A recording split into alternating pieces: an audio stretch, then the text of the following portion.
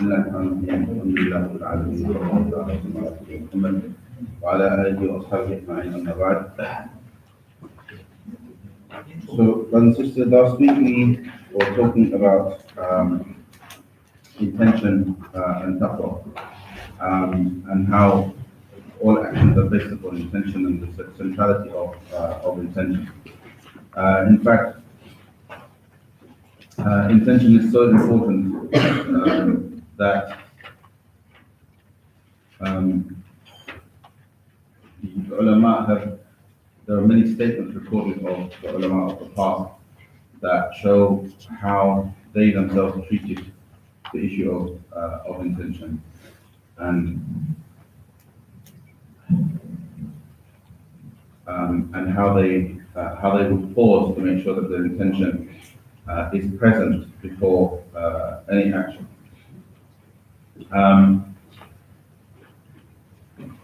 One of the Salaf, his name is Abu Safwan, he reported to have said that nobody is ever so weak that it cannot make the correct intention. Meaning that nobody can ever say that they were physically unable. When it comes to intention, one can never say that they were physically unable. And there's one particular story that I really wanted to mention. I didn't mention it last week, but I mentioned it today just for a recap. And that is a story about Nafi ibn Jubayr, who was once, somebody asked him, "Are you not coming to the Janaba?" And rather than immediately say yes or no, he said, "Give me a moment. Give me a moment." And he paused, thought for a moment, and then he said, "Okay, let's go." So people asked him about that.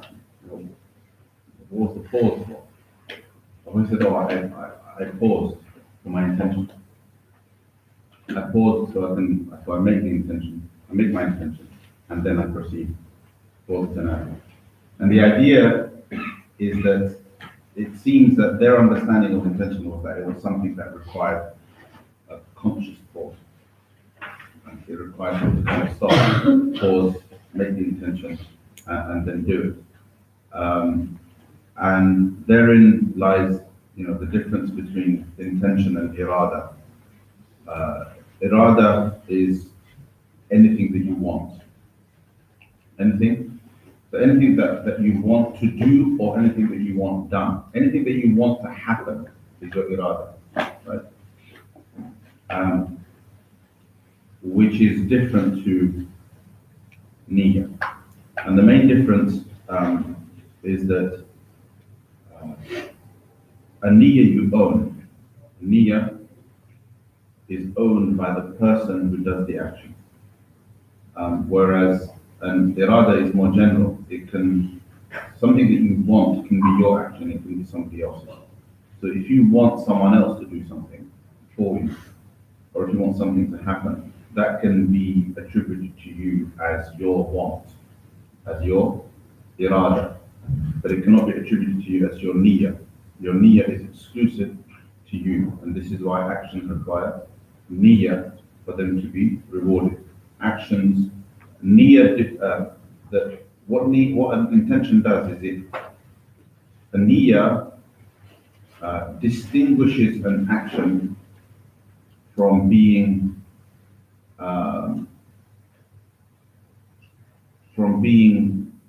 accidental, from being unintentional, from being from being something that one just coincidentally walks into, to an action that one owns, right? Because they have decided themselves to do the deed.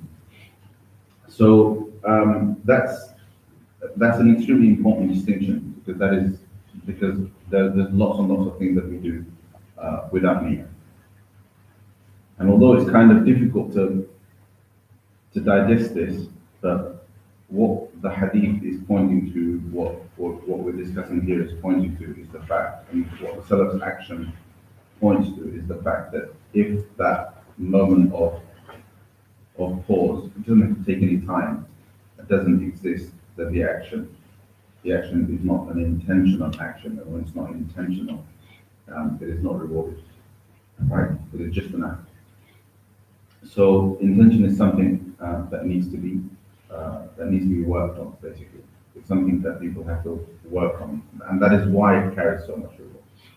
It carries so much reward because it isn't. It's not easy. It might appear easy, but it isn't easy. As in, there's probably lots and lots of things that we miss out on because of the fact that um, uh, that we've done the act, but we didn't own it by doing it intentionally. So that's a really, really important aspect of spirituality for every single Muslim to take on board, and it's probably like the basic. It's the ABC or the A of the ABC, if you like. It's the very foundation of all action. So this is why Imam Hasibi started that off by saying, examine the intention, and know the irada, or know what you want. And the two have that distinction. I didn't mention that last week, so I thought I'd just revisit that. And then he spoke about taqwa, and his Imam Hasbi's focus on taqwa was lateral actions, actions that are about doing good to others or protecting others from one's harm. These are the hadith that he primarily cited. Okay, so to continue on from where we left off, Imam al-Muhasibi says, وَحَاسِبْ نَفْسَكَ فِي كُلِّ خَطْرَةٍ, which means, and take account of yourself with every passing thought. Take account of yourself with every passing thought. خطرة means passing thought. وَرَاقِبِ اللَّهَ فِي كُلِّ نَفَسٍ, and with every breath, be aware, be consciously aware of Allah subhanahu wa ta'ala. And raqib is from the root of muraqaba, which implies, you know, the idea of muraqaba is the idea of having consciousness of something as though you are waiting, right? As though you are waiting for it to happen. That's basically muraqabah. Umar radiallahu ta'ala anhu says, قال عمر رضي الله عنه حاسبوا أنفسكم قبل أن تحاسبوا وزنوها قبل أن توزنوا وتزينوا للعرض الأكبر يوم لا تخفى منكم خافية. So Umar radiallahu anhu said that take account of yourselves before you are taken to account, and weigh yourselves, as in weigh your nafs, because the first statement was hasibu anfusakum. So take account of your nafs, and here again, and weigh your nafs before you are weighed, and adorn yourselves for the great presentation, or for the greatest presentation. وَتَزَيَّنُوا لِلْعَرْضِ الْأَكْبَرِ يَوْمَ لَا تَخْفَى مِنْكُمْ خَافِيَةٌ, the day on which no secret will be hidden. And according to Shaykh al-Fatah al-Ghudda, Imam al-Tirmidhi narrated this hadith, or this statement from Umar radiallahu anhu, as follows.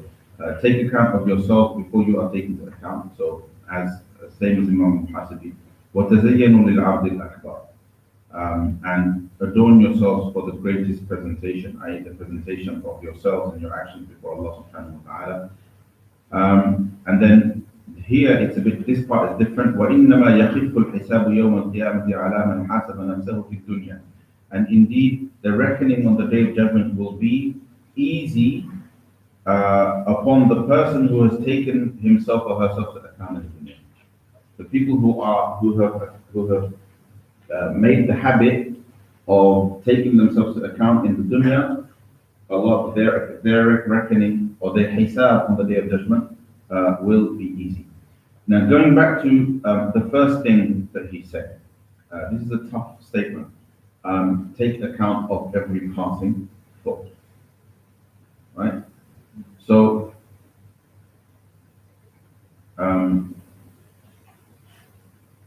how do we do that?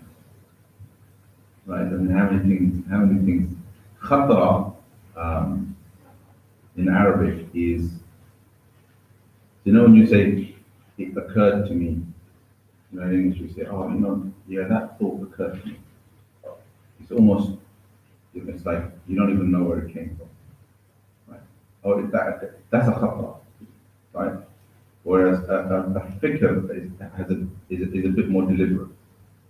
It's a bit more of a deliberate thought. Whereas a khatra is all a passing thought. It just occurs to you suddenly. And he's saying, take account of yourselves with every single khatra.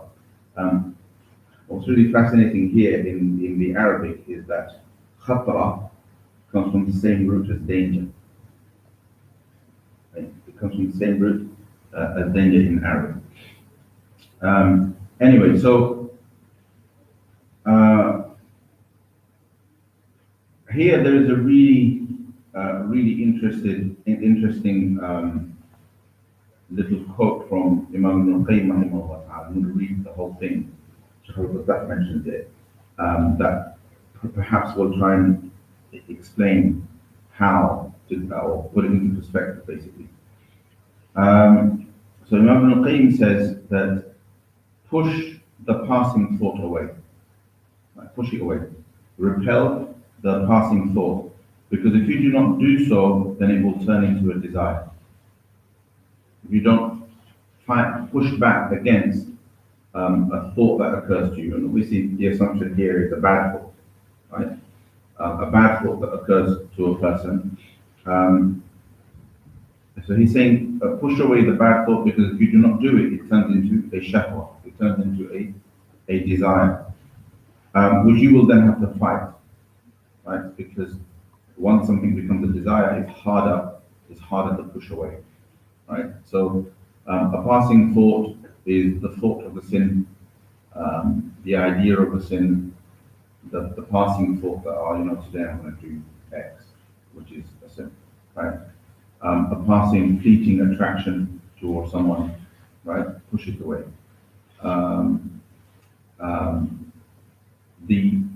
The thought that occurs to a person just as they begin to get annoyed at somebody to insult them, or the thought of an insult crosses one's mind as they feel annoyance towards a person's words, or towards a person's demeanor, or towards a person's behavior or conduct.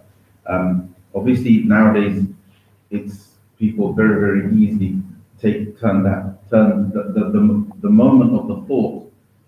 There's not much of a gap nowadays between the thought turning into a very quick insult, right, on the tongue. But if you can stop it before then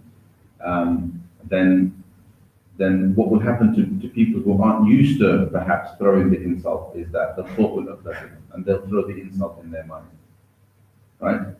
So Imam al-Qayyim says that, well, you've got to push that away. You have to fight the passing thought. You've got to fight that at that moment, because if you don't, it will become a desire. You really want to do it, and a desire is something that you actually want to do it, and it's something that you after having done it, you'll feel release. Right? The desires are things that you want to do. You feel you want to do them because you feel you will take pleasure. So you feel a sense of okay, I've done what I really wanted to do. So you'll feel a sense of satisfaction, right? And so he says it will become if you don't fight it off the thought, then it will become a shahwa, a desire, which you will have to fight. And then if you cannot fight the desire, then it will turn into a firm decision to act. It will turn into a firm decision to act. And then if you do not fight that off, which is of course much harder to fight, but if you cannot then fight that off, it turns into an action. It turns into an action. You then end up doing it. And then if you can, and then if you do not, if you do not turn the action around, if you do not rectify the action by doing something that is the opposite of it, right? So this is the idea of following up a bad deed with a good deed, by doing something that is the opposite, that is in contrast to it, then it will become a habit. And once the act becomes a habit, it becomes difficult for you to turn away from it. Okay? And then effectively, that's the pathway. That's the pathway to habitual sin. So, occurring thought, you allow that to fester, it turns into something that one desires to do, allow that desire to fester, think about it, take pleasure in thinking about it, then inevitably one acts. One acts, but then doesn't do anything to turn away from the act or to do something in its place or to expiate it in some way. So when a person commits a sin, either you expiate, right, and do something that you feel, right, that you feel the consequence of. So some people, if they commit a sin, they give a sadaqah because it both wipes out the sin, right? And at the same time, it's something that they feel the consequence of. It's cost them something, right? And they kind of do that all the time, and it puts them, and it's a way for them it puts them off of committing more sin. Other people, they'll just make sure that they follow up with a good deed to ensure that the effect of the bad deed goes. But in any case, the point of that is that it's supposed to stop a person from the sin becoming a habit. But the sin only becomes a habit if it's repeatedly done. So if the sin is repeatedly done, then it doesn't matter how many times you recompense. It doesn't matter how many times you do something that is the opposite of it. Because doing something repeatedly will turn it into a habit anyway. And once it becomes a habit, it becomes difficult to give up. Right? Anyway, and then Imam Ibn Qayyim continues and he says, know that the beginning of every deliberate act is a passing thought or thought, which creates a picture, which necessarily implies a picture in one's mind, right? So when a person thinks about doing something, or a passing thought, what's really going through their mind is the picture of something, right? They're imagining something. And he says that tasawwurat, or these imagined images, necessitate, or these imagined images call towards wants or intentions, right? So a person imagines something and then in their mind thinks, that would be nice. And effectively what they say is, I want it. Okay? And then once a person wants something, that requires that necessarily, what the consequence of that is for the act to happen. Because once they've said they want it to happen, the next step is for the act to happen, which then naturally results in, if the stops, so all of the stops that have been suggested in between, right? If a person hasn't engaged in them to rein themselves in, then the act results in the repetition of the act, which results in عادة or habit. فصلاح هذه المراتب بصلاح الخواطر والأفكار وفسادها بفسادها. Simple formula. So Ibn Qayyim rahimahullah says that rectifying all of these stages, right, is subject to rectifying those passing thoughts, right? And for all of these stages to be corrupt, all it requires is for those thoughts to be corrupt. So, what do we mean? You understand the idea of an innocent thought, right? So, an innocent thought, people won't. An innocent thought is when it's past the mind, but there's no intention. There's no intention to act, right? And therefore, a person doesn't go anywhere near the act. Okay, and if these things happen, like if they recur, if they keep coming back, then it requires it's like the waswas of the shaitan. Right? Then it requires a person to push back against it. Pushing back against it requires resorting to the help to the shelter and the protection of Allah subhanahu wa ta'ala. And that's isti'adah. So resorting to the protection and the shelter of Allah subhanahu wa ta'ala is to actually say A'udhu billahi minash shaitanir rajim. Because these types of wasawis come from the shaitan. These thoughts and these things come from the shaitan. When these things come from the shaitan, we seek protection from the shaitan. And the way to do that is through A'udhu billahi minash shaitanir rajim. Because Allah subhanahu wa ta'ala tells us, وَإِمَّا يَنْزَغَنَّكَ مِنَ الشَّيْطَانِ نَزْغٌ فَاسْتَعِذْ بِاللَّهِ. When the shaitan touches you or affects you in some way, then فَاسْتَعِذْ بِاللَّهِ. Seek protection from the shaitan. Right? And that two things happen, right? So number one, spiritually, in the metaphysical realm, Allah subhanahu wa ta'ala provides protection, and the shaitan is repelled from the mere saying of A'udhu billahi minash shaitanir rajim. And psychologically, what happens is you've just put a marker in your mind. Right? Number one, I'm saying A'udhu billahi minash shaitanir rajim because I don't want it. I don't want the thought. And if I don't want the thought, I don't want the subsequent act. Does that make sense? And suddenly it becomes easier for that thought to gradually fade away. What happens if you say A'udhu billahi minash shaitanir rajim and the thought doesn't go?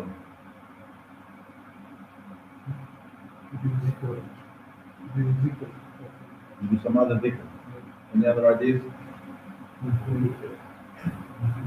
La hawla wa la quwwata illa billah. Right? As another dhikr, because that also repels the shaitan. A simple solution, a simple and easy solution is to just repeat. A simple and easy solution is to repeat. Because you can't just assume it didn't work. So remember this about halaqah. Whenever you resort to remembrance of Allah or an invocation to achieve a result, you can't assume that it didn't work. Does that make sense? You have to assume that it will work. It will work. It requires me to bring myself to the right state of mind so that I can invoke its power. And its power, it lies within one's faith. Right? Because it's our faith in Allah subhanahu wa ta'ala that invokes the help of Allah subhanahu wa ta'ala. So sometimes the same dhikr works. You don't have to go to another one and change and shift your focus from one dhikr to another. But rather you can just repeat the same one and improve your focus on that same invocation. So you've said A'udhu billahi minash shaitanir rajim once, right? And you feel as though the thought is still there, it's not quite faded. You keep saying A'udhu billahi minash shaitanir rajim until your recital. If it doesn't work when you say it quietly, say it loud. Say it so that you can hear it. You don't have to disturb other people, right? But you can say it so that you can hear it. And eventually what happens then is the isti'adah, A'udhu billahi minash shaitanir rajim, drowns out. It drowns out the other thought. Okay? And if you like saying different things, then make sure you say something else that you understand and you can reflect on. Right? So if you say La hawla wa la quwwata illa billah, which is also effective in repelling the shaitan, then do it after having said isti'adah a few times and having focused on isti'adah. And then move on to halaqah, which is La hawla wa la quwwata illa billahi al-aliyyil azim. But again, knowing its meaning and focusing on it. And it works. It always works. Right? It always works if you can bring yourself to do that, to repeat, to keep the focus until whatever the thought is drowned out. Now, wasawis come when we preoccupy ourselves with either bad company or surround ourselves with things that inevitably will create wasawis in our mind. Right? So, for example, if people look at the wrong images, right, naturally the wasawis are going to occur. How can they not? Right? Because you don't even need, over here the waswasa isn't even shaitani. You can't even call that devilish waswasa. This is human waswasa. الذي يوسوس في صدور الناس من الجنة والناس. So if a person can't protect their gaze, then their waswasa is human. It's not even shaitan anymore. Right? If you have chosen to read something or watch something that creates sinful thoughts in your mind, then where does the shaitan come in? We've done it ourselves. It's min al jinnah, it's min al nas here. The waswasa has come from human beings, and we've asked for it. So protecting ourselves from khawatir, or from these passing thoughts that are evil, uh, it's a lot easier than we know, and our exposure to them often there is our own hand in it, more often than not. And then often people wonder, why am I having these thoughts and why am I struggling so much and so on and so forth, not realizing that actually they're actually constantly exposed themselves to these thoughts. Of course, it's really difficult nowadays to think that's normal. This is the issue. So there's a whole social element here, and there's an aspect of brainwashing and social engineering that has resulted in a situation where, like, you're a bit of a weirdo if you don't expose yourself to these things. So young people, if they're not exposing themselves to images that are problematic Islamically, or haram images or haram imagery, if a young teenager isn't looking at a girl with a certain reaction, right? Whether it's in their face, or whether they look at their mate and make a certain expression or a certain hand symbol or whatever it is that people do, then that's considered uncool, right? It's uncool to look down. It's uncool to look away. It's weird. It's strange to look away, right? For people, so there's a problem with a whole kind of cultural dissonance, or cognitive dissonance, with all of the things that we consider of value in order to keep ourselves safe and protected from these khawatir. And therefore it requires us to be persistent, as well as constantly train ourselves to push away the khawatir when they inevitably make their way right in. Because we're surrounded by the imagery, we're surrounded by the sounds, we're surrounded by the messages. It means that Ibn Qayyim rahimahullah's advice to push back the khawatir, or push back the passing thoughts, or the thoughts, is even more profound, because we're not talking about being in a rural environment or up in the mountains, where the imagery is non-existent, right? Where we're hardly going to be exposed, or being in a good environment where everybody speaks well, right? Most of kind of modern day speech is disgusting, right? The way people speak now, it's really difficult. Okay, it took a while for me to go from being a Stepney boy growing up around the corner, right? And some of you know what that means. So you're laughing, but it's true, right? So having grown up in Stepney Green, and having attended Stepney Green School of all places, you kind of come out a bit rough around the edges. And then you go to an Islamic environment, you get sent to boarding school to study Sharia, and you take Stepney with you, right? So suddenly the boys, and it's not just Stepney, it's the whole of London, right? So generally, boys who've gone to seminary to study, who are from London, or working class backgrounds, tend to be the roughest. Yes, they're memorizing the Quran and so on and so forth, but they've got particularly dirty tongues, and needs a bit of soap to wash it out. Once upon a time, that actually used to happen in school, but it doesn't anymore. So I think it was until I was about 16 that I started making a conscious effort, and I think the thought that really got to, I can't remember how it happened, but it's really vivid in my mind. The thought that became really the powerful thought. And this was a good khatir. This was a good passing thought.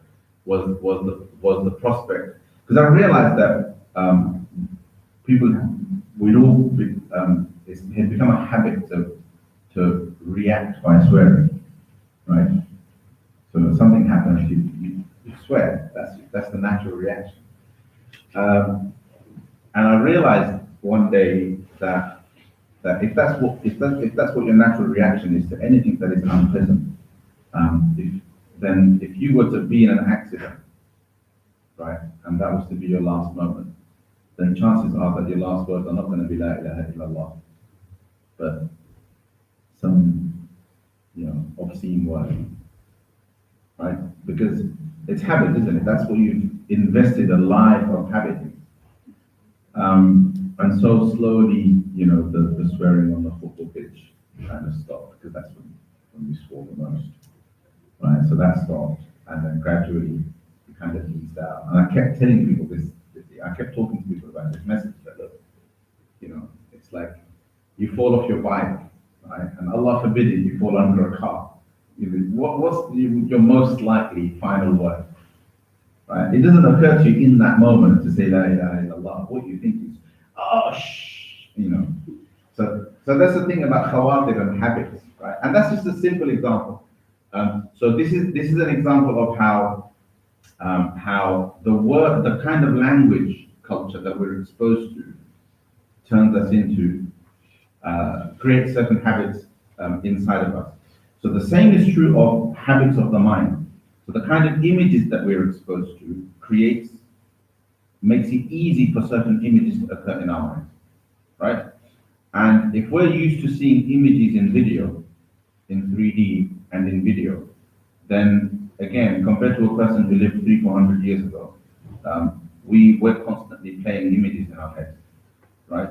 Even when it might not have been the norm to do so, but we are, right? So we're constant. So this idea of tasawwarat, but tasawwarat nowadays, or this idea of pictures in our head, images in our head that Ibn Qayyim speaks about, rahimahullah. But tasawwarat nowadays are very, very detailed, because people get to see these. They're not images in one's head, but these are images a person has actually seen. And these are things that traditionally a person may go a whole lifetime and not see, right? So what a person might see on a billboard nowadays, and people think, oh, we're prudish and etc., etc. But this is fact, right? This is all an example of bad human evolution, right? And unfortunately, for whatever reason, because of what the Muslim community has been through recently, we've lost the social credibility to be able to critique these things, because this is some of what's disgusting about our culture. And it is our culture, because it's not somebody else's culture. We're not going to leave it and go somewhere, right? So this is our culture. So when you walk outside and go on the commercial road, and there's an inappropriate billboard that you don't want your children to see, that's commercial road in the middle of where thousands of Muslims live, and it's Britain and it's our Britain and we live in it. But we somehow have lost we don't have the social capital to be able to critique it and say, actually, this is wrong. This is wrong. 100, 200 years ago, this is something that's unthinkable in Britain. It's unthinkable in this country, right? But it's happening now. So if it throws an image in a person's mind, all of a sudden, that thought, that passing thought, is far more vivid than ever in human memory. Like historically, human beings never had to. The only time people kind of had engaged in imagery like that, the only way was through statues and so on. But photography is far more powerful. So it's a tough thing. Meaning that first bit of advice that Ibn Qayyim gives of pushing back against the thought, right, is extremely profound today. Not only do we have to do it, we have to train ourselves to do it, we have to train our children to do it, we have to teach them. And the adhkar are powerful enough. The A'udhu billahi minash shaitanir rajeem is powerful enough to deal with all of them, if we can learn how to use it.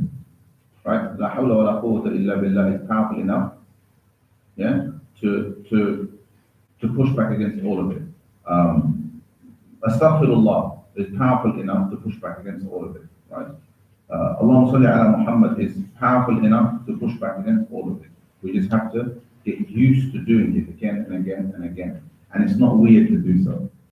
And our children have to understand that it's not weird to do so. And young people have to understand that it's not weird to want to push back the image by saying this stuff under your breath. Right? So, this is what makes the fact that we want to push these things out is actually what makes us more human than anybody who doesn't want to push it out. It's what makes us more civilized than anybody who doesn't want to push these thoughts out. It makes us more sophisticated. Makes us more sophisticated than anybody who doesn't want to push these images out. Right? These are things that society tolerates. That every member of society, every aspect of society tolerates, despite deep down knowing that it's bad. Why? Because despite acknowledging that it's bad, it is still, society has accepted these things as innocent vices, but vices nonetheless. They're innocent vices, but vices nonetheless. They're even complete. So objectifying a woman's body is a vice, right? But it's become an innocent. It's become so innocent that even women accept it. Right? But it's a vice. Yeah? But it's now once upon a time it was really, really bad. Not in the Muslim world here, it was really bad. Now it's become, it's just become something that it was perverted. It was completely perverted before. Now it's not so perverted. It's perverted if you keep looking or if you then go and behave in a particular way. The thought is no longer perverted. The act is perverted. The act is no longer perverted. The act in public is perverted. And so you have the evolution of society's relationship with vices. All right? So as Muslims, we stay firm. We stay firm, and it begins with the very first thought. Okay? There's a lot of conversation about does Islam change and can Islam change and so on and so forth, right? And people say, oh, but what about Islam's view of women? What about this and what about that? And how do we deal with those things in the modern world? All of those conversations, right? Interesting thing is each one of those conversations actually distracts us from this conversation, from these types of conversations. Because there's among Muslims, there'd be consensus on this, right? Any Muslim would be ashamed to say, "Oh no, it's okay. What's wrong with the image of a half-naked woman in your mind? Why do you have to say astaghfirullah? Why do you say astaghfirullah? Or what's wrong with a woman kind of drooling over the bare chest of a man with a six-pack?" Right? Meaning that's now there was a gender disparity between when it comes to men objectifying women. So how did society resolve that? Rather than say it's wrong for men to objectify women, let's stop that. It fought for equality and encouraged women to objectify men. Right? So now women objectify men, and that's how you end up with balance. I mean, it's just completely twisted, right? Being foul-mouthed is bad. Going back to that example, it's bad. It was always bad, and once upon a time it was seen as something that low-life people did, right? People who weren't educated and weren't cultured. And now it's become normal. Now it's weird not to do it. It doesn't matter how middle or upper class you are. It's still weird not to do it in a social context. If you go to the pub in the evening and you're still talking as though you're at work, right? Meaning all good conduct is now about professionalism. It's not about social etiquette anymore. It's about professional etiquette. You behave well in the professional space. You don't behave well in the social. But in the social space, you have to be effing and blinding and making nasty jokes and putting people down and things like that, right? So how we deal with vices is how we make these things acceptable is by adopting them. It's like, oh, Society can live with sin, easy. Let's all commit them, right? So it's all this weird, twisted thinking that for some reason nobody critiques. And Muslims have lost their ability to critique them because we're too busy defending uh, uh, accusations of terrorism and extremism, right? When these are the conversations that we should actually be engaged in. You know, Muslims should be on it. Muslims should be in writing articles about this stuff, engaging in critical conversations about this stuff, challenging people on television about this stuff, forcing this conversation into the public space, so that we go back to proper conduct. We go back to proper behavior, not even necessarily on religious grounds, just because that's always been, those are things that were always valued, right, in every society, right? When people didn't behave in this way, British people, English people, Christian people, when people behaved in a manner that's akin to how people are behaving now, those people in those days used to be called heathen, right? So things have kind of, everything's, gone upside down, it's gone all topsy-turvy. So I think it's important to have this perspective, and on these issues, there's no ikhtilaf, right? There's no ikhtilaf. These are points of unity that everybody can agree on, and everybody can work on together. And these are things that actually have an impact on society. Yeah. So, and it's weird because if you sat and had a circle and spoke about like social etiquette and things like that, the funny thing is, even among Muslims, it's weird. It's like, oh, what's he talking about that for? Right? Oh, why are we being lectured on these things? Even though every single one of us needs to be lectured on it because we're all engaged in the sin that's being discussed. But we don't want it to be spoken about because in today's society, it's bad for somebody to make you feel uncomfortable about your wife. That's socially unacceptable. Does that make sense? So because it's socially unacceptable for somebody else to make you feel uncomfortable about your vices, they shouldn't be discussed. Right? So even in Muslim society, it's like, oh, look at, why is this issue being discussed? Right? We know this is wrong, but that's not the point.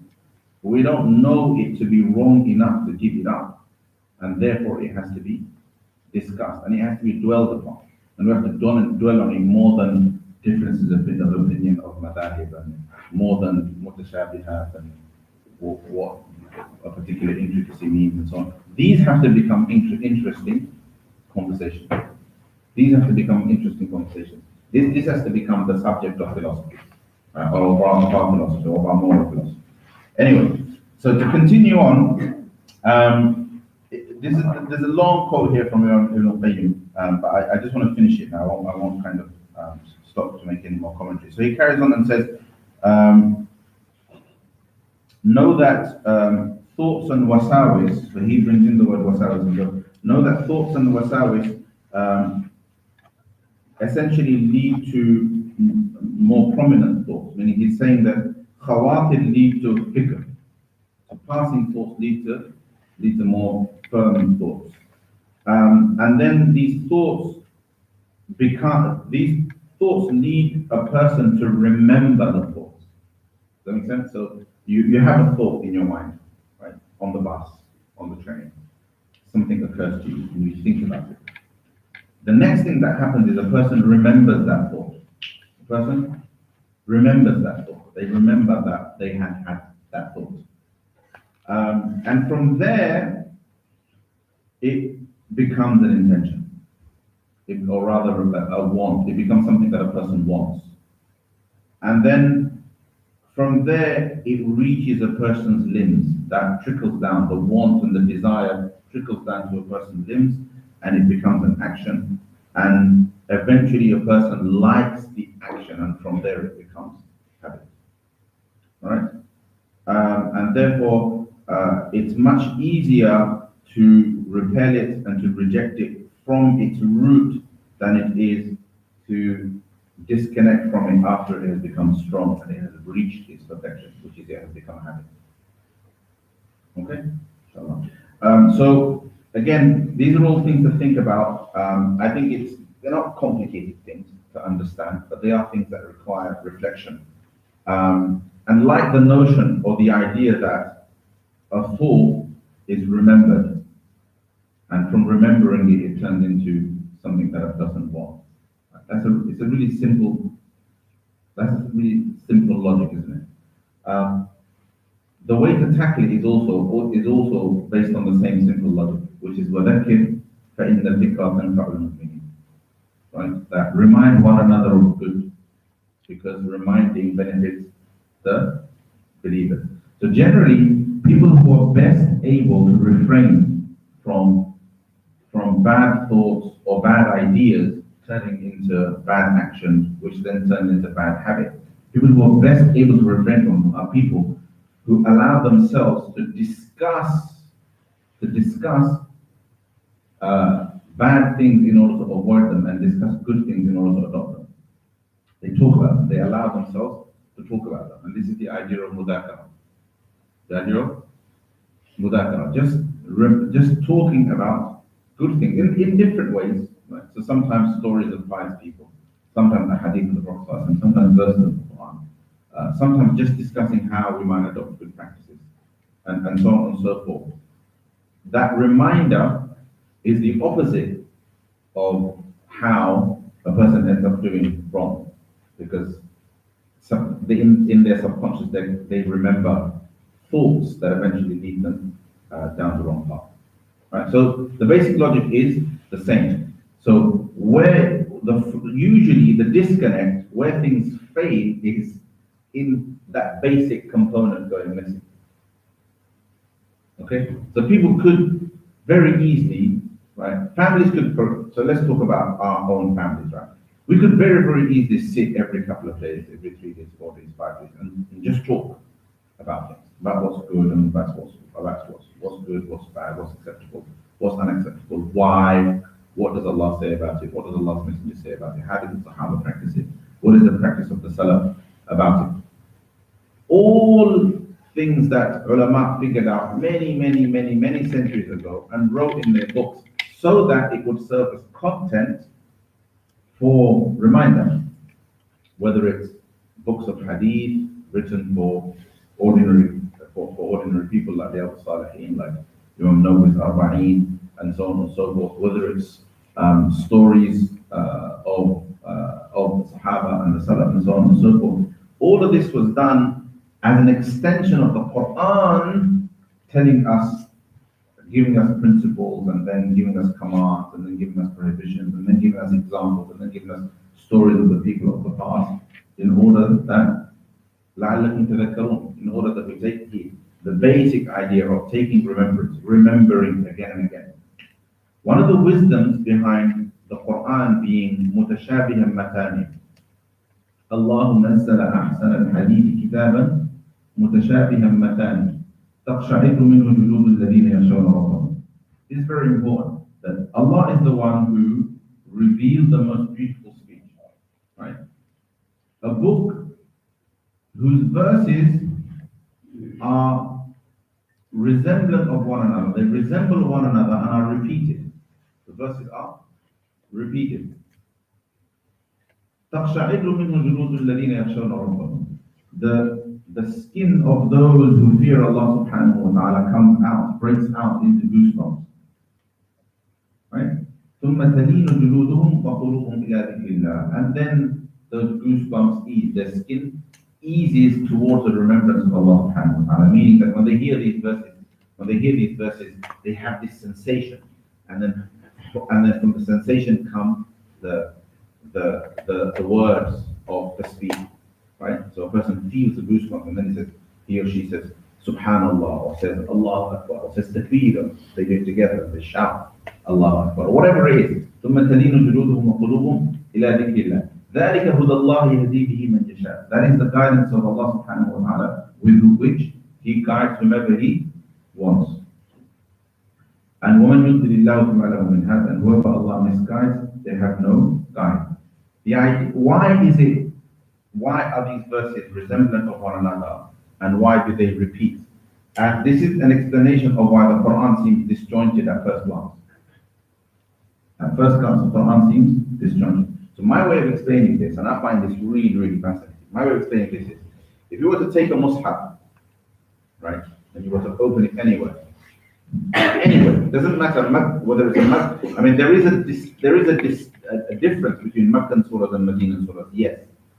But broadly speaking, if you were to open the Mus'haf anywhere and you read a few pages, some of the most fundamental messages of the Quran will be repeated in those few pages that you recite. You understand what I'm saying? So Allah will be mentioned, the Prophet will be mentioned, or prophets will be mentioned, right? Death and Akhirah will be mentioned. Jannah, Jahannam will be mentioned, right? Hisab will be mentioned. At the end of time will be mentioned. Some of the stages of the Akhirah will be mentioned. The power of Allah subhanahu wa ta'ala and the might of Allah subhanahu wa ta'ala and that the beauty of the creation of Allah subhanahu wa ta'ala will be mentioned. These things are repeated again and again and again in a manner that one verse resembles another verse, right? You know, how many times does Allah say, "Inna fi dhalika la'ayatin lil," then indeed in it there are signs for. It's repeated again and again and again. And anywhere you open the Quran, you read a few pages, these messages will be repeated. Yes, in a Meccan surah, if you read 2 pages, they'll be repeated several times in those 2 pages. In a Medinan surah, you might read 4 or 5 or 6 pages. They're a bit more spaced out because in Medinan surah there's more ahkam, there's more rulings, there's more content that's to do with how we live our lives in the dunya. But generally speaking, the consistent theme or recurrent theme is that if you take a random set of pages in the Quran, these messages will be repeated. Why? Because the Quran is dhikr. The Quran is the reminder. It's designed to remind. It's designed to remind. The Quran, when you read it, the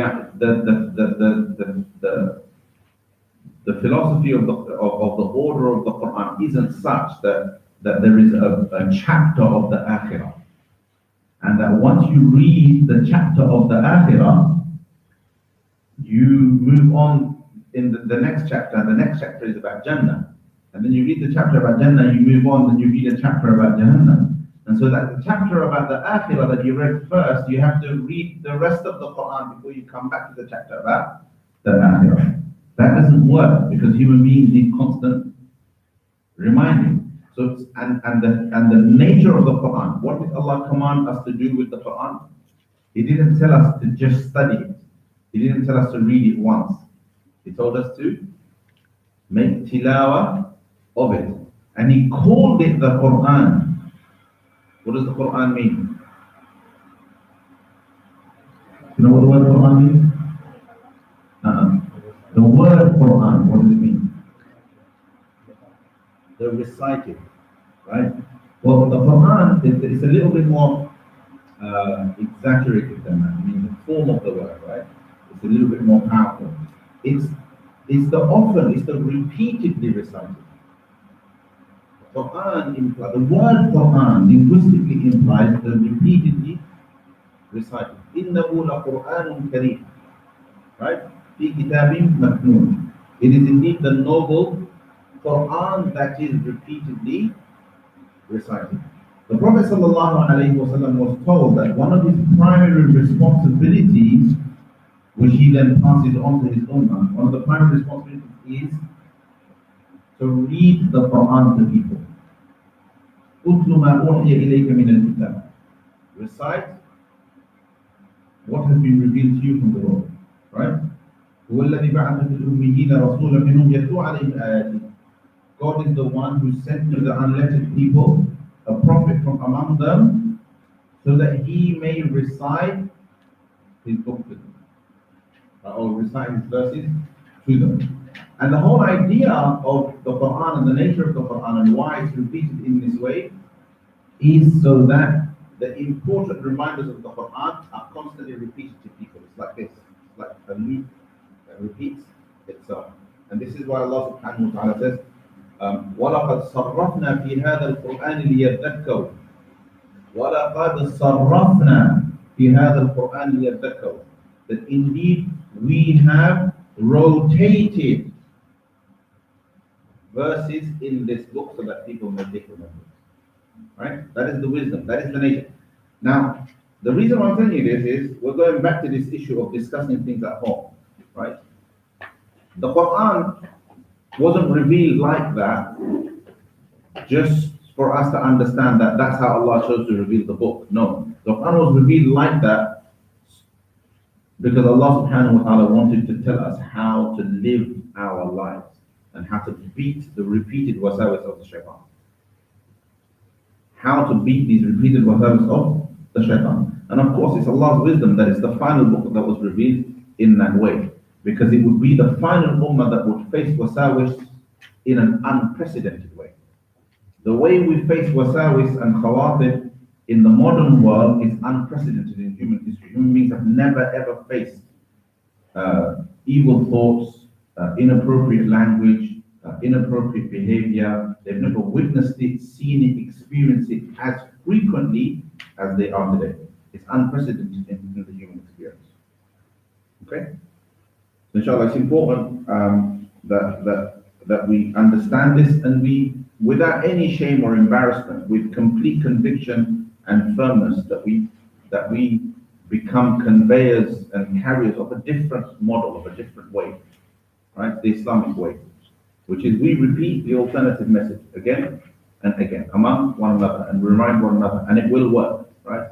And within ourselves, we repeat those things that Allah subhanahu wa ta'ala has given us for our protection. If you feel the shaitan has touched you in any way, you seek protection from Allah subhanahu wa ta'ala. And it doesn't matter how many times you have to repeat it. Eventually, your isti'adah, your seeking of protection, your a'udhu billahi minash shaitanir rajim will drown out the wasawis, inshallah ta'ala. Okay. I'm going to take 5 more minutes, inshallah, because we started a few minutes late. So, وَرَاقِبِ اللَّهَ فِي كُلِّ نَفَسٍ, the same kind of message, and I've kind of mentioned this. So, and be aware of Allah subhanahu, make muraqabah of Allah subhanahu wa ta'ala with every breath. And Umar radiallahu anhu said that take account of yourself before you are taken to account. Now, on this note, I just want to quickly do a pause on the point of muraqabah. Now,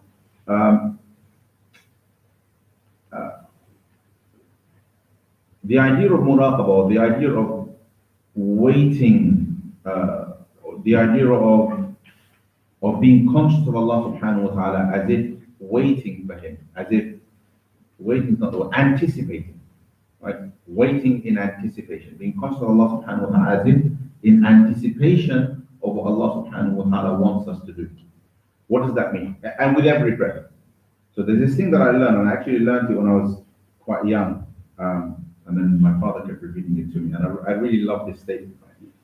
And it's a tablighi thing. So when I was young, my dad took me to tabligh, and I heard it there. Yeah? And they tell you about this idea of halaqah amar in Urdu. Halaqah amar. Anticipating the command of the moment. So anticipating Allah subhanahu wa ta'ala. Muraqabah of Allah subhanahu wa ta'ala is about anticipating what Allah's command is in the moment, in that breath. So anticipate Allah in every breath is anticipating what Allah's command is in any moment and in every breath. The Sufis teach muraqabah also as a way of calming the self and as a way of creating space and emptying out the mind to allow Allah subhanahu wa ta'ala in. Right? The muraqabah are moments of pause and complete stillness.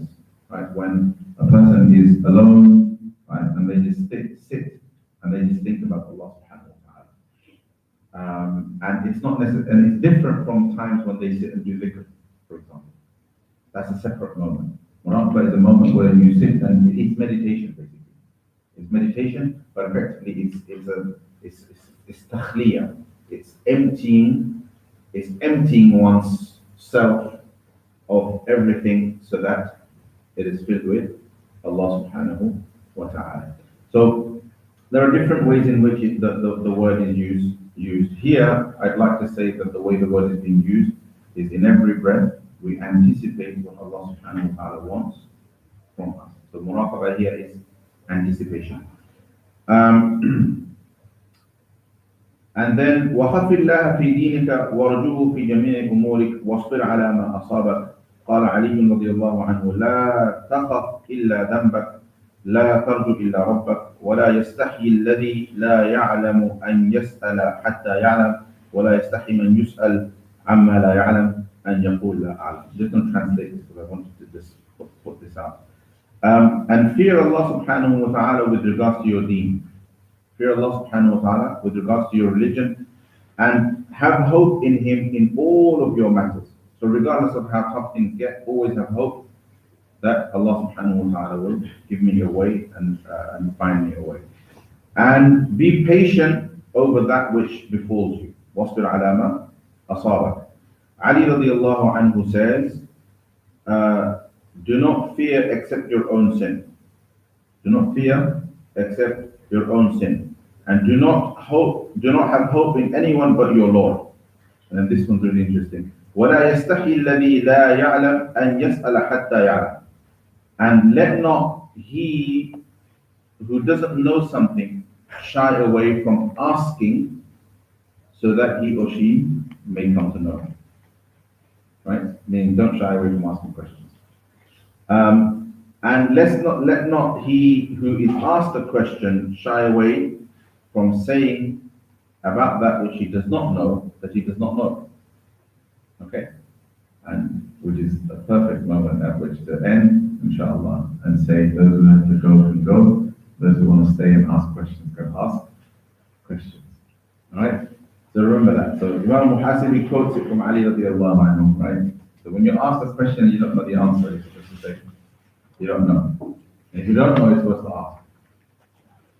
But we'll talk about this a bit more next week, inshallah.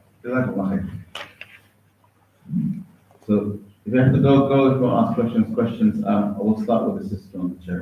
Just a really quick question, nothing related actually.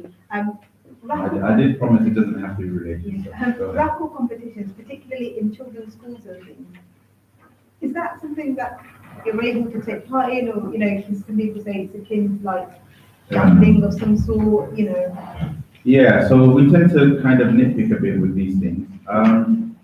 Principally, anything that you put money into, if that money is used to give you an unspecified return, right, a return that you cannot quantify, then that falls into the definition of gambling. Does that make sense? So gambling is to spend money for an unspecified return, right? So one of the key principles in mu'amalat in Islam, so the philosophy is important, and then you can move on to what to do about a children's situation, for example, like a children's raffle. But the philosophy is important. The philosophy in Islamic economics and Islamic dealings is that you have to minimize ambiguity in order to minimize dispute. Right? That's the principle. You have to. These are the fundamentals of Islamic economics, by the way. Right? So fundamental.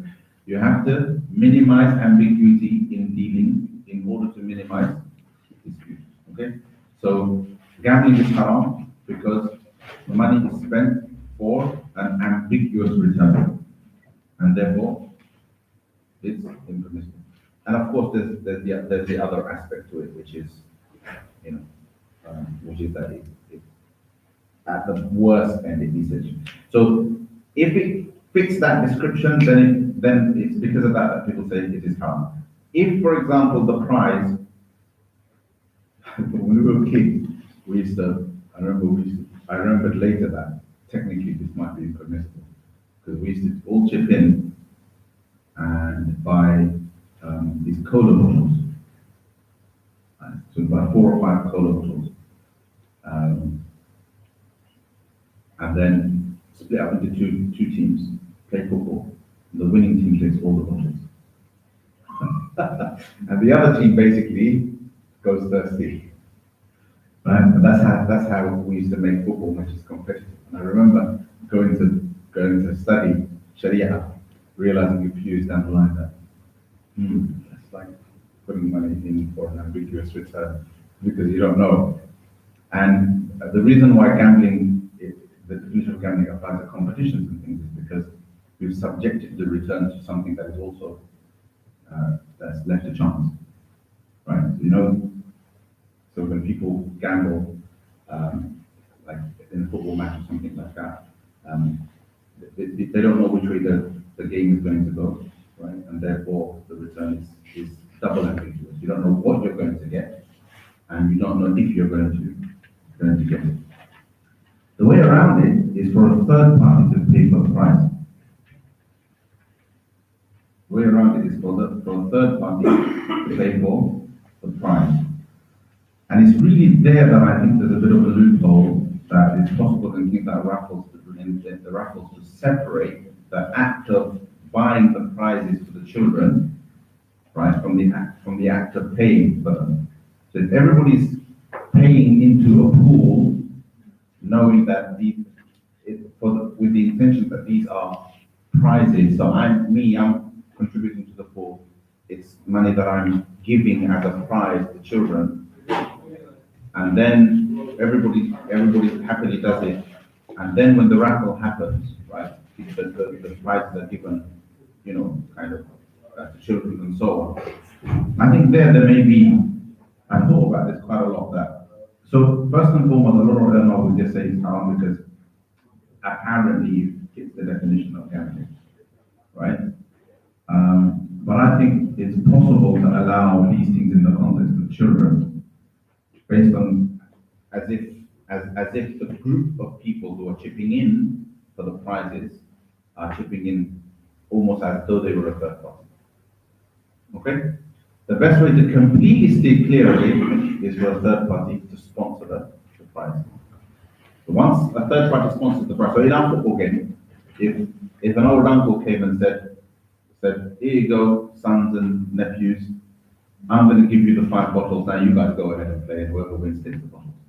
Then it's not gambling, because we haven't contributed to the prize. Yeah? So, Assalamualaikum Sheikh, thank you very much for the session. So my question is about intention. I don't know, I wasn't here last week, so you may have covered it already.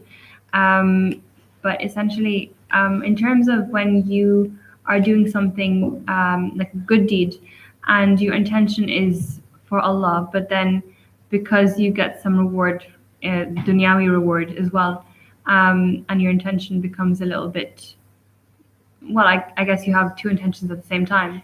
Does that kind of cancel out the intention that you had for Allah in the first place, because now it's mixed? And also, like, for example, another example would be like, so say you are fairly regular in your prayers, but then kind of you have a lapse of some months, and then your parents are kind of forcing you to pray. Do you get reward for that or not? There's two things here. So one is how to manage the situation in terms of the intention itself. The other is what to do when other things start to dilute your intention, dilute the purity of your intention, right? So one, obviously, from the outset, you try to have the purest possible intention. You try to do it for the sake of Allah subhanahu wa ta'ala alone. And as long as that is your starting point, you have a base to go back to, right? So whenever you feel a dilution, whenever you feel something because of people's praise, etc., or whenever you feel that there might be a secondary motivation, you have a base to touch with. But you have serious problems when, from the outset, the action is motivated by something else. Does that make sense?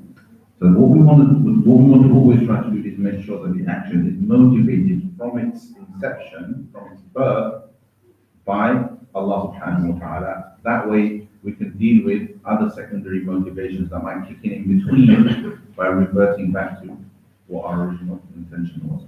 So that's one thing. The second thing is, when those diluting motivations come in, what we do is we reiterate, right? We reiterate our original intention. Even if it means you verbalizing it, saying, no, I'm doing this for the sake of Allah.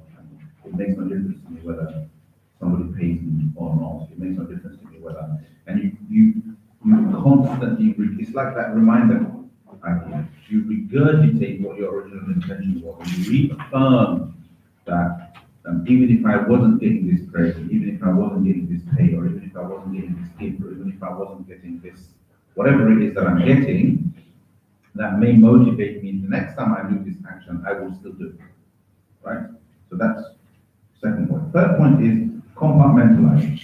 This often happens with people who know that they're going to get some sort of secondary thing that's going to be their motivation as well. Right? So for example, this is a very, very difficult situation for people who get remunerated for doing things that are religious in nature. Right?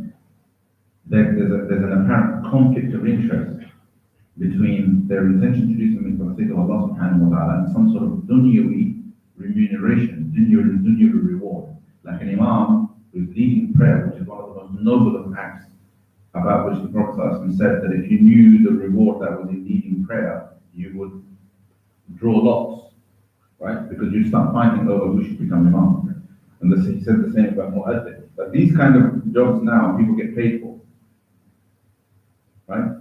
So what does a person do then? Well, a person, then there needs to be a kind of compartmentalization of intentions, whereby the act is done for the sake of Allah subhanahu wa ta'ala. This doesn't always work, and therefore if people can do it for free, they should do it for free. But if they can't, then they're going to have to compartmentalize by, in their minds, thinking that, well, the act is for the sake of Allah subhanahu wa ta'ala, and I will do it regardless, and my commitment to it remains, right? Or my commitment to such acts to remain, irrespective of pay or not. And the payment is for my time, and it's like a stipend because of the fact that I'm unable to do other things to earn my livelihood. You break the two things up and you compartmentalize the two. And often this compartmentalization may get tested, right? You can get tested where there's a problem with the remuneration, for example, or a person doesn't get the pay rise that they need, and there's a discrepancy and so on. Does their service to the community, whether it's as an imam, etc., do they allow that to suffer as a result of issues with their remuneration, or does that always continue to perfection because of the fact that ultimately it wasn't about the money, that the money is a separate issue? Does that make sense?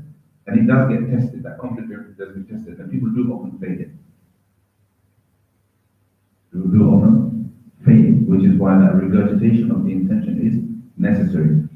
You should never assume things about your intentions. You should never assume, oh, it's a good deed, so of course it's for the sake of Allah. Never assume things. When it comes to intentions, don't make assumptions. Okay? Sit there, strip the layers, and remove the conflicts of interest. Clean things up, right? Separate things, box things into the right places, so that the path that's for Allah subhanahu wa ta'ala is clear and clean. Right? And the last thing is, if thoughts come in your mind, of you feel pleased that that people are seeing you do good deeds, right? And it pleases you that people are seeing you. And I hope I recall this hadith correctly. Then there is a hadith in which the Prophet ﷺ actually said that feeling pleased when people see you do good deeds is a sign of faith. Is a sign of faith. There are two things here, because when you're doing the action already and people see it and you're pleased by your action, the reason why that isn't riya or shirk and so forth is because people seeing you do the action isn't what motivated you to do the action. Something else motivated you. Ikhlas motivated you. But as you were doing it, people saw you and you felt happy about the fact that people are seeing you do good. It's almost as if that falls in the category, that falls under the heading of قُلْ بِفَضْلِ اللَّهِ وَبِرَحْمَتِهِ فَبِذَلِكَ فَلْيَفْرَحُوا. That say, O Messenger, that it is by the grace of Allah subhanahu wa ta'ala and His mercy, it is in the grace of Allah and in His mercy that people should rejoice. Right? That people should rejoice when they have the opportunity to do good. Right? that when they're involved in goodness and good deeds and good actions, right, that it is something that everybody should rejoice together. And that happiness is that sense of pride in being able to do good. But that doesn't, but one has to be careful to ensure that that has nothing to do with that, with the motivation for the act. So, inna salati wa nusuki wa mahyaya wa mamati lillahi rabbil alamin. My prayer, my sacrifice, my life, my death are for Allah. That's the motivation for what we do, right? But as a reaction to what we do, if there is happiness and rejoicing, right, then there isn't anything wrong with that, as long as we can keep the two things separate. Now, another one is where there's a clear blur. One of my teachers used to tell us this when we used to go on holiday. He used to say, you know, when you go back home, you're going to sometimes go to the masjid because in your mind or in your parents' mind is going to be this idea that how can the boy who goes to Darul Uloom or who goes to seminary not go and pray Jama'ah in the masjid? So you're going to go Jama'ah in the masjid because your parents have pestered you, or in your mind is the thought that it's really embarrassing for me not to go to the masjid being who I am. So makes sense. And he used to tell us, this is from wisdom, by the way, it's anecdotal, it's not, you know, I can't think of a hadith or a verse to justify this, but this was wisdom, and I think it's valid wisdom, particularly for young people who are coming into the deen and are kind of starting off. He said, well, despite that, make sure, don't over here fall into a deluded sense of ikhlas and not go. Right? That because my act is not entirely sincere, I'm not going to do it. Do it anyway. You go ahead and you do it. You do it anyway, even though it may appear to you to be insincere. His words were, and perhaps we can elaborate more, his words were that the sincerity will come. The sincerity will come because the act has its benefits. The deed has its benefits. The deed has its rewards, and the sincerity will come. But the other aspect of it is that not doing the deed is a sin. Not doing the deed is a sin. You just missed out on the barakah of the deed, and therefore the likelihood of insincerity or in somewhere else is going to increase. Number one. Number two, sincerity requires practice, right? You can't practice something you're not doing. Sincerity requires practice. You can't, like I said, intention requires practice. We were talking about how the Salaf used to pause and they used to intentionally do things. Well, that requires practice. You can't practice something you're not engaged in. You can't practice sincerity if you're not in sincerity in salah, if you're not praying. You can't practice sincerity in doing good for people, for the community, if you're not doing anything for the community. You've got to do in order to practice the inner meaning. So again, so you do it anyway. Okay? Yeah, thank you. Yeah. Come on. Any tips on the other thing where maybe the sort of legendary like if you find it difficult to So this coming from somebody who just generally struggles with discipline. For me, but the only thing I can think of, the only thing for me is you just have to do it. You just have to do it. So we spoke a lot about habits, right? But we spoke about it like in the negative sense. We spoke about how these thoughts end up becoming habits and so on. And essentially, the whole thing about good deeds is the challenge with good deeds rather is how can we turn them into habits? Yeah. And often, if your day is occupied with good things that you do habitually, then chances are there's no space for ourselves. And I was going to mention this before, but at the end of the day, they say in Arabic that the vessel only spills out what's within it, right? So if your vessel is filled with and the time within your vessel is filled with good deeds and dhikr and tilawat of the Quran and spending time with your family and spending time with good friends and good company and so on, then that's what you have. And when it's and if it's full of that stuff, there's no space for anything else.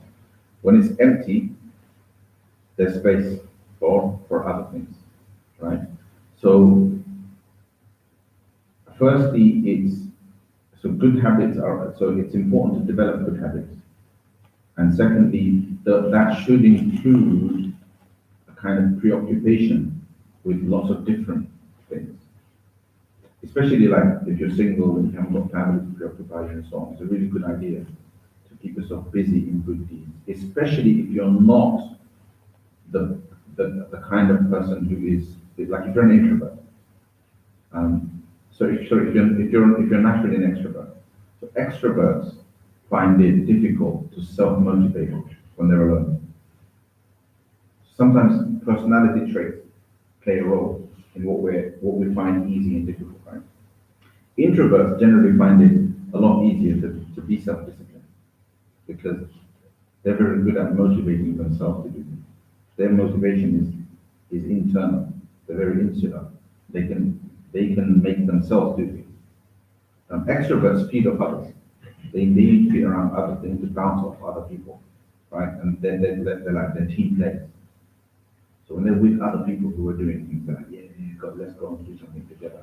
They'd like to go and attend a halaqah and then be around other people and have some conversation with them, have some coffee and so on. And that's their good deed.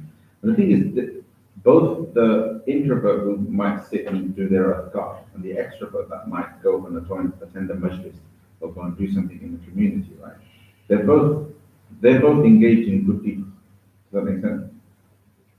The balance is to ensure that the extrovert is doing some adhkar and the introvert is doing some things in the community, right? And that the extrovert doesn't just do social things and the introvert doesn't end up just kind of being a hermit and sitting at home doing adhkar and doing personal ibadah. Then you end up with some sort of balance. Naturally, your disposition will result in one person doing more of one and less of the other person being the opposite.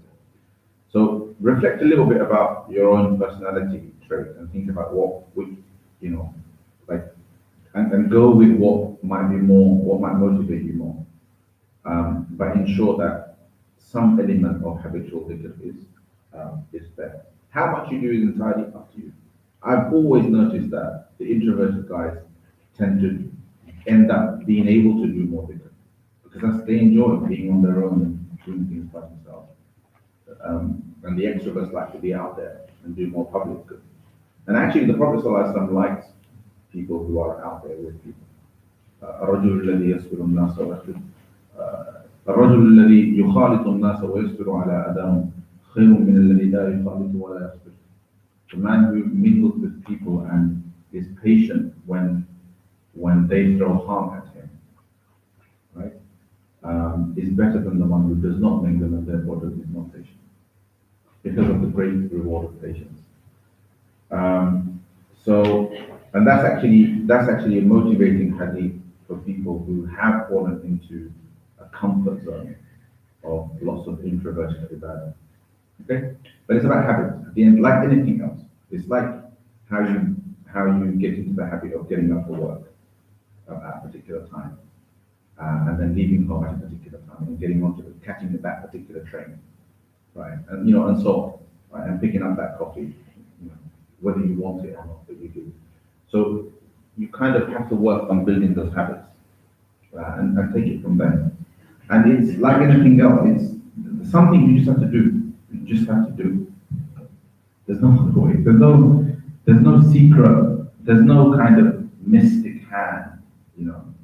Like I can't give you a dhikr that's going to produce a mystic hand that's going to grab you by the scruff of the neck, right, and get you up for Fajr, and then after Fajr keep you planted in your seat so that you do your adhkar and read your adhkar to you. Because remember, I read it, when I was reading about intention, I read that the ulama posed this question about whether the human being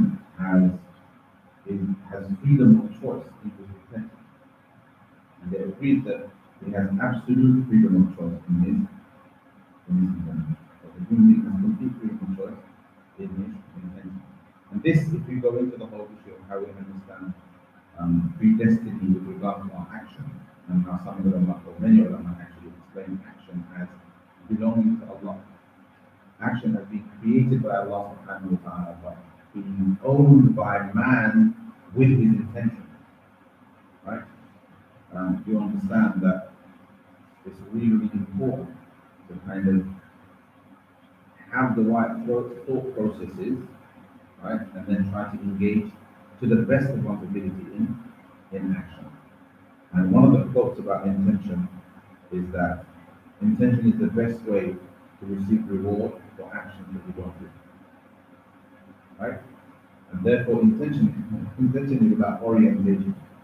If you can orient your mind properly and constantly think about doing good things, then you actually get rewarded for more good than the good that you actually do.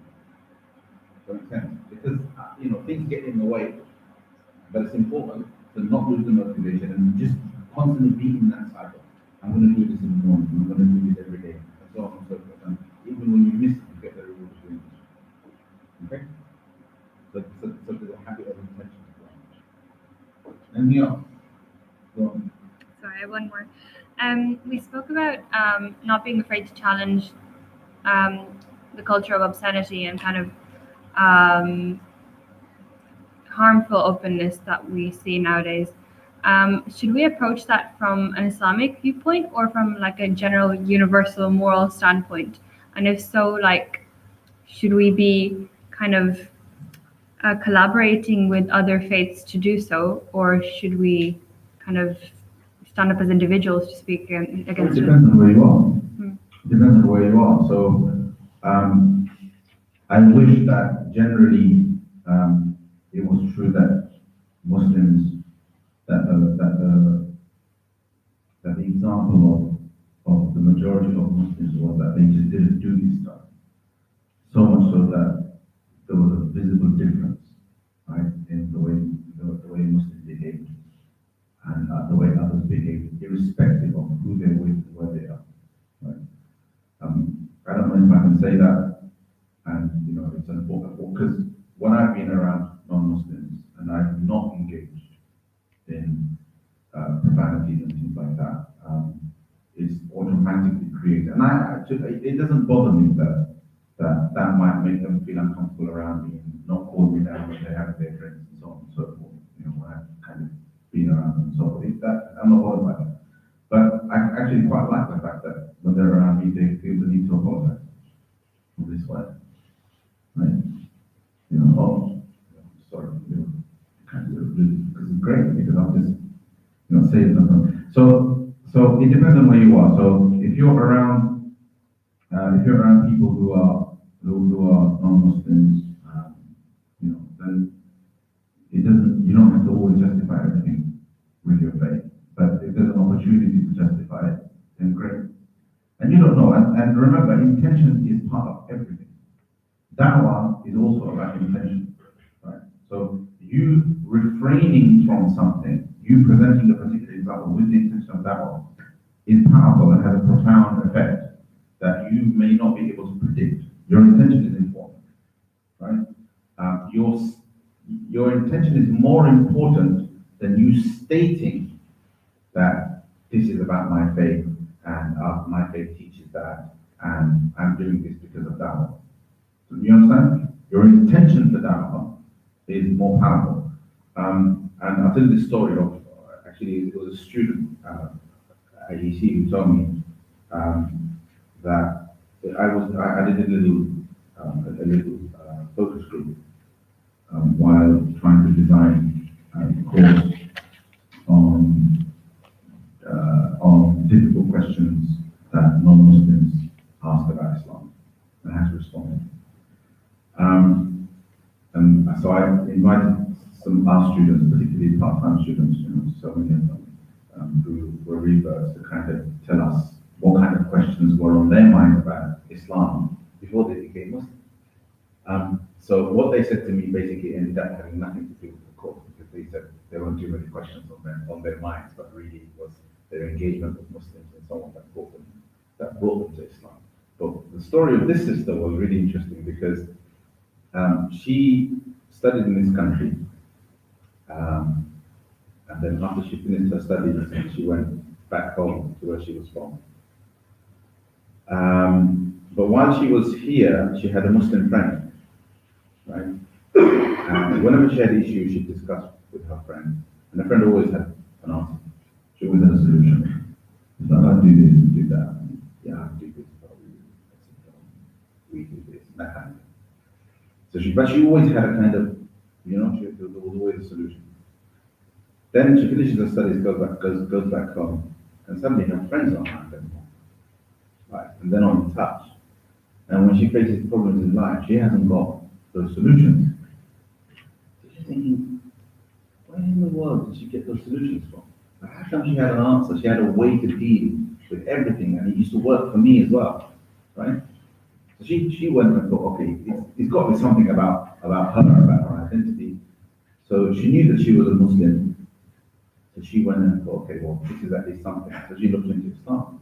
And she realized that all these years, every time she had a problem, her friend had been advising her according to Islamic teaching, basically. Right? And that's it. That's what brought her to Islam. But she said to me that, and this is upstairs in room 1 actually, we're having the conversation before room 1 became on. And she said to me that she didn't once tell me about Islam. She didn't once tell me that, this is in our religion, it's like this. She didn't, she'd like, because sometimes that can come off as really practical. She never did that. But who knows what her intention was? But in the end, this person became a Muslim, who married a Muslim, who came back from her home country, settled here, married a Muslim, and was here. It was the month of Ramadan actually, and when I came in, she was reciting Quran in our old meeting room. And she had pretty good tajweed, and she was attending the tajweed courses here to improve her Quran, which has been an amazing journey. But at the end of it, it was somebody just telling her that, well, perhaps maybe you should deal with this problem in this way. That's how I would do it. That's it. Right? So, same thing with swearing and family and things like that. You just present an example and that's it. Where you want to try to deal with it and do some sort of campaign or engage in some sort of effort, and there's people of other faiths involved, in the end, you find a common ground. Right? You find a common ground and you kind of go at it like that. But it's definitely something that I find, even though I want to engage in it myself, I find it really, really difficult. I find it really difficult to take. I can't handle people swearing. I shouldn't, I know it's cultural, but I start to take it personally. It's really difficult because the words people use are so disgusting. For me, it's like, it doesn't matter. I find it really weird that it doesn't matter that people are using these disgusting words. It doesn't matter.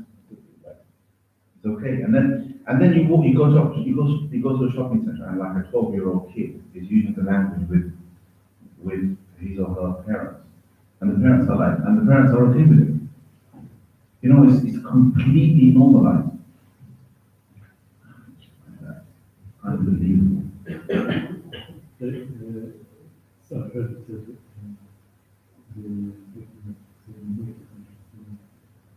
the beginning of the whole problem was that they used to pass in the assembly and refuse to laugh against Wow. I didn't know that's what happened. Yeah, and the whole thing that is normalizing fawahish, normalizing things that are. And this is why muru'ah and chivalry is such a big deal in Islam. And one of the fascinating things about scholars is that if something was deemed to be unchivalrous of a scholar, then they would be deemed unreliable in hadith. And it would include things like standing up and urinating. We seem to be standing up and urinating, or just doing things that were considered. And sometimes these are things to do with the sunnah, but sometimes it was to do with things that, like having when a person is seen to be habitually doing something that is against the Sunnah or against the etiquettes of Islam, then they're deemed to be a person who is deficient in their muru'ah, right? And therefore they're regarded as people who can't be relied on, right? So, and this is how socially that the expectation was kept up, that people had to behave in a particular way, because if they didn't, their whole credibility as a person, their moral credibility was brought into question. So there was a social pressure to behave a particular way, and that's a good thing. And the thing about if you guys should all read up the definition of modernity and post-modernity. Right? So the whole definition of modernity and post-modernity is basically, by definition, it's about resisting previous cultural norms, resisting previous norms. So effectively, a part of the whole idea of modernity is to break away from this. You understand? And to say, no, we're going to do something different. We're going to be different. We're going to try something new. Right? I was once asked by a non-Muslim in an event. I was invited by having a corporation to answer questions on Islam for non-Muslim residents. Right? First question I got was, is Islam compatible with modern Britain? Right? And my answer to that question was, is modern Britain compatible with pre-modern Britain? And people stopped. I said, I don't think your grandparents would be able to accept how you live your life today. Why are you asking this question? If Britain can be something different yesterday and something completely new today, then what difference does it make whether Britain is made up of just white people 200 years ago and people from multiple religions and multiple cultures? The only thing that matters is what it is now. What it is now is X% non-Muslim and 4 or 5% Muslim. Right? So the question of incompatibility is new. But the point I'm trying to make is that a lot of what goes on today in society, even in human memory, even in the memory of many people who are alive, were things that are unacceptable to them. And many people still consider it unacceptable, but are accepting the new tide, if you like. They're going along with it because it's too powerful. So I actually said, I think I said it in that answer. I said, actually, think of it this way. I said, I consider the Muslim community to be the community that's actually going to help Britain hold on to its own values. Because we're the only ones that are holding on to them. Right? Everybody else is giving them up. We're the only ones that are holding on to them. So you'll thank us one day. I'm pretty sure I said that on that day. And it's a perfectly legitimate rationale to present because it's true. Right? It's true. We're the only people that are resisting. Okay? And we should be proud of it. Oh, one other really, really important thing that I'd like to tell Muslims, okay, is holding on to Sunnah and holding on to cultural norms, and particularly the ones that are moral, that have a moral, ethical rationale behind them. So the akhlaqi principles of Islam, the example of the Prophet sallallahu alaihi wasallam, especially the ones that have anything to do with integrity, honesty, justice, fair treatment, telling the truth, not lying, that kind of thing. These things are extremely important because they are important to the preservation of Iman and the preservation of Islam. Why? Because one of the most important arguments in favor of the truth of Islam is the integrity of the Prophet. Correct? It's the amana of the Prophet alayhi salatu wasalam. It's the idea that the Prophet ﷺ never lied. The idea that the Prophet ﷺ was absolutely trustworthy. The idea that the Prophet ﷺ never lied about dunyawi matters. How could he lie about ukhrawi matters? How could he lie about Allah when he never lied about the dunya? Now, in order for the truth of Islam to survive in the human domain, in the divine domain is the truth. In the human domain, for it to survive, the idea of complete trustworthiness has to be believable. Listen to this carefully. Repeat this wherever you go.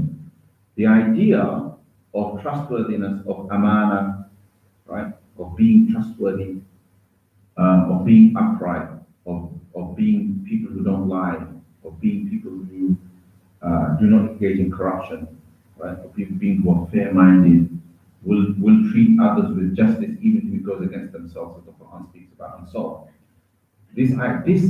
It is up to the Muslim Ummah to keep these values believable and real. The moment they become mythical is the moment the Prophet ﷺ becomes unbelievable. You understand? So the only way to preserve the Prophet ﷺ as true and it being possible for somebody to be like that is for that example, or at least remnants of that example, to exist in human behavior. If it doesn't remain, then it automatically becomes a myth. Because what are myths? Myths are things that cannot be confirmed, that people find it difficult to believe because they see no example of it today. Does that make sense? Right? So the idea, if I never see an example of one of the akhlaq of the Prophet in another person, I'm naturally going to assume that it's some sort of miracle, some sort of myth, something that's unbelievable, right? And then the whole reason why I would believe it is because of blind faith. So the credibility almost of Islam is dependent upon the credibility of the Muslim Ummah, right? So effectively, as Muslims engage more and more in corruption and in dishonesty, what they're actually doing is they're actually chopping the tree of Islam from the root and making it and letting it just float up into the clouds and turning it into mythology. Because the whole point of our claim to truth is that the man who brought it was truthful. But if that kind of truthfulness no longer exists in the world, why would people 200 years down the line ever believe the idea that somebody never told the truth, somebody never told a lie, and always told the truth, if no one was around to behave like that? You understand? It would become impossible for a person to believe in that example and therefore to believe in Islam. Understand? So the thing about akhlaq and the reason why there's such great rewards for it, and the reason why people will go to paradise just because of their good akhlaq. Because I've always wondered about that, right? Just for being a good person, just for being an honest person, like Jannah is guaranteed. It's because it's not just about you being a good person, it's actually a continuity of Islam. The continuity of Islam depends upon it. It's really, really important to understand. Right? It's part of Islam. It's a part of Islam. Because Islam doesn't count if the narrator cannot be believed. The chain of transmission in Islam, right, is weak if the narrator cannot be believed. That's what we believe, right?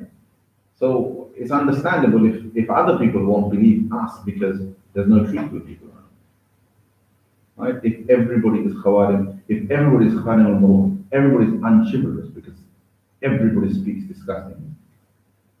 Well then, how in the world are you going to hold up this example of a person who doesn't swear, doesn't use profane language, etc., etc.? How in the world does that work if that example appears to be impossible? Because the whole cultural paradigm has shifted and changed. Right? This is why I believe genuinely in the necessity of the commitment to a set of cultural norms that are timeless. Like we have to sociologically identify something about Islam that is cultural and eternal.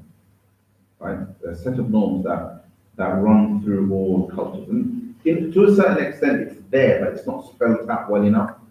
But there are certain matters of akhlaq, matters of culture, matters of social refinement and social etiquette that have to become cultural for us. That no matter where and they're part and parcel of the basic teachings of faith for us. That no matter where Muslims go, they practice these things. It doesn't matter whether a Muslim is a Reaper Englishman or a Malay Muslim or a Muslim in or an Aboriginal Muslim in Australia or somebody in sub-Saharan Africa. It doesn't matter where they're from. These things are constants culturally. It doesn't matter how different they dress. It's really important. What's really interesting is that the shaitan is actually diverting us from all of this by making us obsess about things that aren't necessarily such norms. Does that make sense?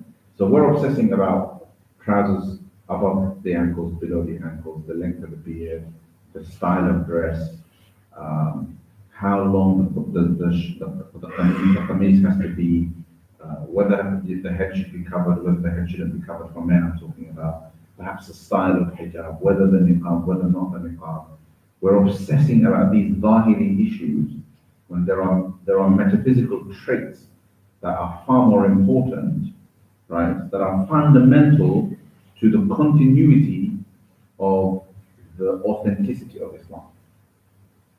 But nobody even cares about those things. Nobody's bothered. Okay? And it's really interesting how this works. All right? So so I did that Facebook post about smartphones and children, right? And young people. And what's fascinating was that most of the responses were positive, but some people wanted to say, oh, how dare you say it's haram? How can you say it's haram? Let's ignore that. But what I found really interesting was a few days later, I thought, you know what? Let's have a look at all these fatwa websites and see if any of the ulama are dealing with this issue. And amazingly, nobody's dealing with it. Like one of the most dangerous things to young people, and nobody said a word about, ulama particularly, have not said a word about how it needs to be avoided. Instead, guess what they're obsessing over? Guess what that very question produces in terms of results?